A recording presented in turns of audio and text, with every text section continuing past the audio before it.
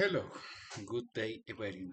Today I am going to talk about how networking works. Networking is quite simple in definitions. It involves participants in meetings or events related to your experience or professionals' currents. At these events, you choose about other people to leaders about what they do have and where they to it.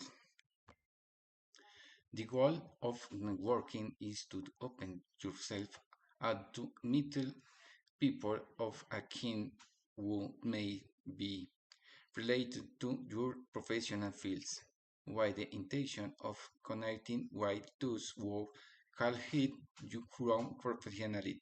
You can contribute something to the hearts, currents, or you can do measure your skill and experiment.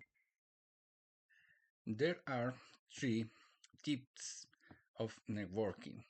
One, offline networking. Also known as traditional networking, this involves attending events related to your professional field to interact with people who can contribute to your career and become valuable contents. It can also be done in workshop, conference, that's or any space where people interested. Its continued is to digital networking. This is similar to offline networking, but interaction this takes place through social media or at online events that offer a space for conversations with someone else. These events include webinars, online magazine, and conference. 3. Informal networking. This type of interaction can happen practically anywhere. At a party, at a meeting, at the restaurants, in an elevator, or even in line at the cinema or the concert. These conversation take place outside of the workplace, but they allow you to discussing the experiences of two involved. White had the intention of offering professionals service on anything similar. The pandemic had an huge impact on business networking as in-person events when elements inclusive online overnight. The networking pros was also performing. Some would argue that people become more efficient in their content, holding more impactful conversation, waiting and fixing time frame, and being more respectful of other times.